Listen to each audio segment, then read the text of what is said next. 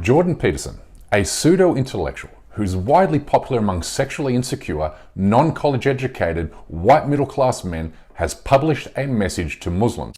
It is time for those of you in the Muslim world to stop fighting among yourselves, you Shiites and Sunnis, you Shiites and Sunnis.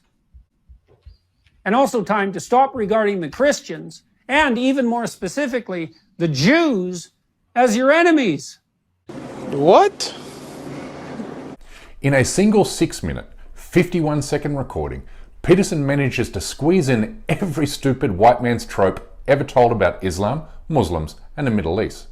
His message essentially boils down to this: hey Muslims, stop fighting with each other, leave the Jews and Christians alone, your true enemy is within. Now let's just put the condescending tone to the side, which is blatantly apparent. But out of all the things Jordan Peterson could have said, what does he say? He says it's time for those of you in the Muslim world to stop fighting amongst yourselves, you Sunnis and Shiites. He didn't say, hey, you Israelis and Palestinians, stop fighting. No, he already showed his support for Israel. Not to mention, it's more complicated than just wagging your finger at people saying stop fighting. I mean, does he really think that this is the biggest problem Muslims are facing? It's the infighting between Sunnis and Shiites? And then he says it's time to stop regarding the Christians and Jews as enemies. Dr. Peterson, why are you saying this to the Muslims? Why don't you say that to the Christians who invaded Iraq and Afghanistan? Why don't you say that to the Jews taking over Palestine?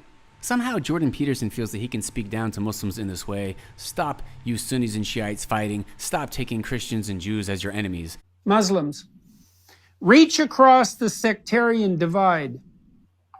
Shiites, find a Sunni pen pal. Communicate with someone on the other side. Sunnis, do the same. And then, maybe, reach out, tentatively, to a Christian, or even, heaven forbid, a Jew. Is there someone in the Muslim world willing to build an electronic system to bring people from the Sunni and Shiite community together? What? Bro, what are you talking about, man? He is a employee for the Daily Wire, which is by Ben Shapiro, and he's someone who's a Zionist. Why doesn't he have his buddy or him?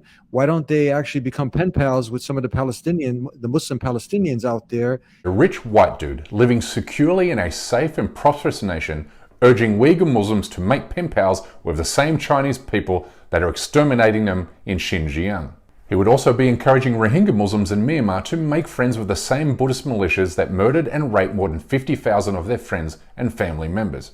Yeah, and good luck getting Muslims in India and Kashmir to write sweet letters to the same Hindu nationalist forces that have pushed them to the brink of genocide. If he's not a paid agent of Israel, then he's just a total moron, which would explain why he dresses up his lies and ignorance with pseudo-intellectual gobbledygook to make you believe he actually knows what he's talking about. Our grievances and our squabbles with other actors and states and people are not simply about quote-unquote trinkets and details. They're issues that go back to life and death, blood, money, land, territory, colonization. And even beyond all of those things, if that weren't bad enough, the attempt to change our religion from the outside and to subvert us and undermine our entire way of life. You see, Peterson wants you to believe that Muslims are backwards and barbaric, while white dudes just like him are educated, enlightened, and civilized. It's the great lie told by all colonial powers to justify the pacification and subjugation of those who stand in the way of our capitalist exploits and imperial projects. He wants you to believe European colonial powers never destroyed civic, social, and political life in the Muslim majority countries they once occupied. He also wants you to pretend that violence in Muslim-majority countries is the product of ancient rivalries and not the legacy of colonial divide and rule strategies. And tell me, Jordan, how do Muslims in Gaza reach out to the Jews in Israel when 2 million Palestinians are permanently caged in the world's largest open-air concentration camp by the apartheid Israeli regime, which so happens to be supported by the government of your country, Canada? But Peterson knows all this. He might not be the brightest bulb in the tanning bed, but he's not a total imbecile, so it's pretty obvious he's carrying the water for covert political aims. Okay, let's get things straight. Peterson? Number one, the bickering and hate you're referring to accounts for an incredibly small percentage of all Muslims. Number two, Newsflash, it was actually the West that caused this hate and division between us when they realized how little power they had when the Muslims were unified. If you don't believe me, have a look at this RAND report, which was pushed out by the US government, strategizing how to cause conflict between the Muslims to divide them, and you'll see that the strategies in this document are being implemented by the West to this day. Having said that, not only did your video make it seem like all the Muslims bicker, but your vile, condescending tone made it seem like the Muslims were the root of all problems in the world and that no other problems exist outside the Muslim world. Do I need to remind you of the division and bloodshed that happened in the name of Christ, Peterson? Do I need to remind you of the atrocities happening in our countries right now as we speak because of the West? But you want to sit back, point fingers at the Muslims as if you're on some sort of high horse.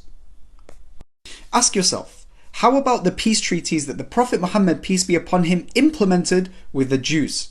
Does that sound like hate? How about the time before the West collapsed our Islamic civilization, where the Christians, yes, the Christians, decided to fight alongside the Muslims because of the benefits and perks they enjoyed under Islamic rulership? Isn't it crystal clear who the real peacemakers are, Peterson?